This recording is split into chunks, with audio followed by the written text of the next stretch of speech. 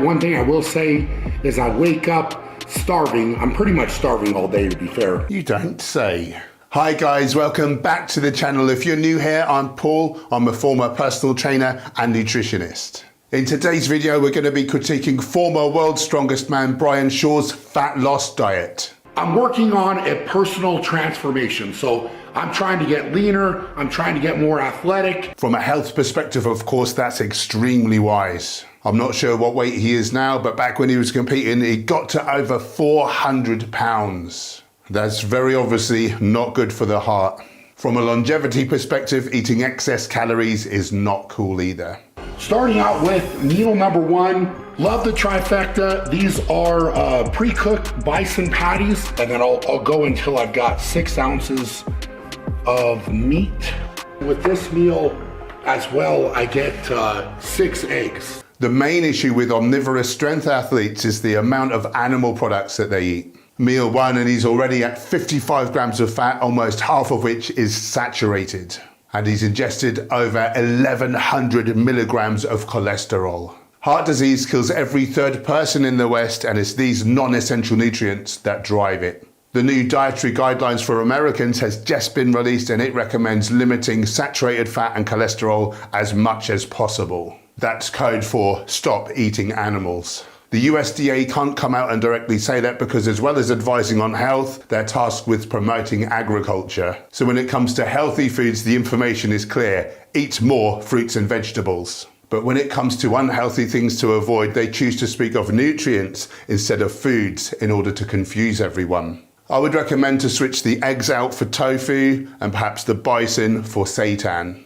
I get 1.5 cups of cooked rice, and don't overdo it with the rice.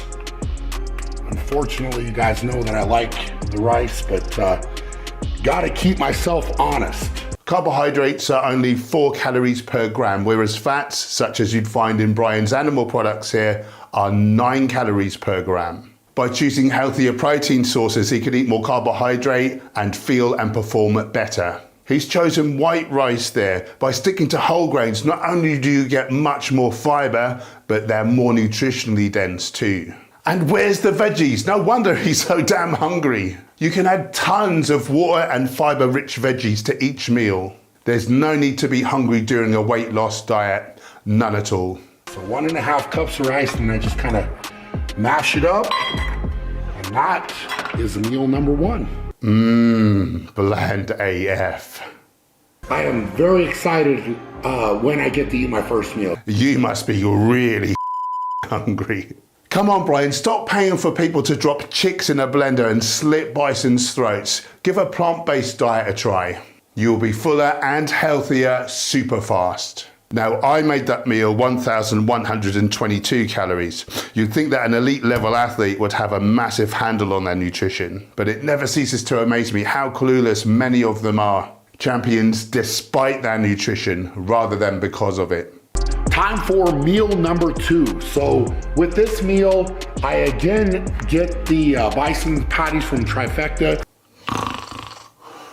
And then while those are cooking, I get to measure out my huge meal that's coming up. Do you get the feeling that's sarcasm too? I don't know why he puts himself through this anguish, or if he's just playing the hero for this vlog, but were it me, I'd be eating a massive plate of broccoli, carrots and mushrooms. The next thing that I get to eat is a choice of fruit. Oh, okay, that's something. So today with this meal, I'm gonna go with blueberries. So I get 1 cup of blueberries. 1 cup? I'd eat double that and I'm half your size. Blueberries are about the most calorically dense berry of them all at around 84 calories per cup. Whereas strawberries at the other end of the spectrum are only 49 calories per cup. So that would be a much better choice. Now I try to get every single one of these because like I said, I'm starving. Pick a different berry. I get to eat two rice cakes. Why? I get 10 ounces of bison. Jesus Christ, your poor arteries. So I'll get that measured out. And that is meal number 2. Where's the beans? Where's the greens? Where's the whole grains? This is a death diet. Time for meal number 3, and this is my pre-training meal. What I get is a protein shake, and I'm having the Undefined Nutrition Persist ISO. This is a whey isolate. Of course, you don't want a couple of extra calories from carbohydrate in there. Never mind the 720 calories worth of fat that you got in just your first 2 meals. But what's special about this is that we added probiotics and digestive enzymes. So for people that tend to have trouble with whey, this should set a lot better on their stomach. Or you could just eat a real food. Whole plant foods naturally contain probiotics and are loaded with prebiotics. Or choose a quality vegan protein supplement such as VIVO Life. 10% off with code HENCH10, link in the description. No, but seriously, if you're going to use a supplement, something like VIVO Life digests and absorbs perfectly and contains nothing but the best ingredients. It's organic, biofermented, and is third-party tested for over 500 different contaminants. Let's talk through the rest of meal number 3. So with the protein shake, I get a selection of fruit. So pre-training, I'm going to go with a banana. Nice. And then on top of that, I get 2 tablespoons of peanut butter. Being from the UK, I'm not familiar with that brand, but looking online, it appears to have at least a small amount of added sugars. And more worryingly, hydrogenated oils, which are not heart healthy. If you're gonna eat nut butters, choose whole nut butters, I say. Because I have to go train after this meal, I get to have 2 Rice Krispie treats. Rice Krispies treats? This sounds more like a child's snack rather than fuel for an elite level athlete. Brian, what are you doing? I'd smash in some dried fruits such as dates or raisins. They take up very little room in the gut, so perfect pre-workout. And they actually have some nutrition in them instead of being full of refined sugar and refined grain. The Rice Krispie treats give me just under an extra 100 grams of carbs. Next time, maybe experiment with 150 grams of ooey gooey delicious medjool dates. You can thank me later. Okay, so a modicum of fruit in that meal, but no legumes, whole grains or vegetables. And his omega-3 is virtually non-existent currently. I hope he addresses that by the end of the video. All right guys, finished up training and it is time for meal number 4. So for this meal, switch it up and go with shredded chicken. Instead of having bland mammal flesh, yet again, he's having even blander bird flesh. What a delicious treat. Brian, get a lentil bolognese, chickpea curry or mixed bean chili down your son. That's mixing it up. According to the Global Burden of Disease study, for every 2 tablespoons of legumes eaten daily, a person has an 8% drop in the risk of an early death. You are what you eat, so I swerve dead meat.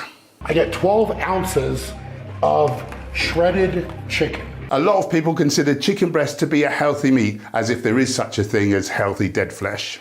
But here's another 8 grams of saturates and 230 milligrams of cholesterol. Remember, cholesterol is a component of the outer wall of all muscle tissue cells. So as lean as you think any meat is, there's going to be tons of cholesterol in there.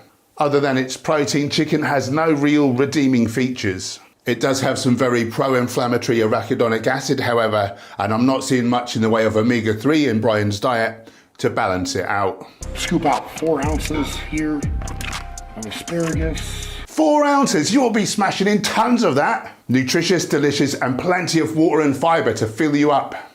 Perfect. Wow, I cannot believe it is that concerned with such a minuscule amount of calorically deplete healthy vegetables, while not batting an eyelid at the 1,000+ calories of animal fat thus far shown. The last part of this meal is sweet potato fries I get. So this is 1 bag of sweet potato fries. Sweet potatoes, awesome. A whole plant food replete with its fiber and nutritionally dense, especially in things like carotenoids and potassium. Deep fried though, not so great. There's nothing healthy about refined plant oils, especially when superheated. And oil is the single worst thing to try to diet on, the most calorically dense thing available. But hey, let's give the guy a break. At least there's a good amount of extremely healthy tubers in this meal. You needn't be starving, man. Switch out the fries for steamed sweet potato and add in some overt fats such as nuts, seeds, and avocado. And for God's sake, get some veggies in there. you could be eating mountains of this stuff, increasing your health potential dramatically and slaying your hunger. Yeah, I definitely enjoy that meal. It's a lot more volume. Now let that be a lesson to you. Get those veggies in, man. You could add in some low-calorie fruits too. Meal number 5, last meal of the day. So here's what I've got going. Bison burgers, 10 ounces. That's another 8.5 grams of saturates and 160 milligrams of cholesterol. With that, I get another 1.5 cups of rice. That's amazing, 1.5 cups of rice. You could add 1.5 bags of Smart Pop popcorn. Greg Doucette, what are you doing here? Despite our obvious clash in terms of animal rights, I'm actually a huge fan of Greg's. I will say though, eating massive amounts of popcorn while being very satiating would give massive amounts of carcinogenic acrylamides. Anyways, get out of here, Greg. This is my video. And then along with that, I get a salad. So this is just kind of like a spring mix. Greens have virtually no calories, fill you up like crazy, and have tons of amazing nutrition. They're packed with lots of lovely nitrates, helping us produce nitric oxide, dilating our blood vessels. And of course, they're extremely mineral dense with plenty of iron and calcium, etc. I add them to nearly every meal, and Brian could do likewise. Basically fill this bowl up. And then on top of that, I get balsamic vinaigrette. So 1 serving of that. Again with the oil, I'd switch that out for a nut or seed butter, such as tahini. As you guys can see from following along, my calories are significantly down. Typically, I hang around, 9 to 10,000, maybe a little bit over that. That is at least a 3,500 calorie deficit, meaning at least a 7 pound per week weight loss.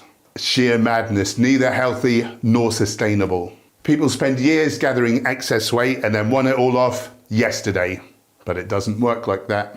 I would advocate for losing no more than 1% of total body weight per week if you want to be successful long term and not feel like death all week long.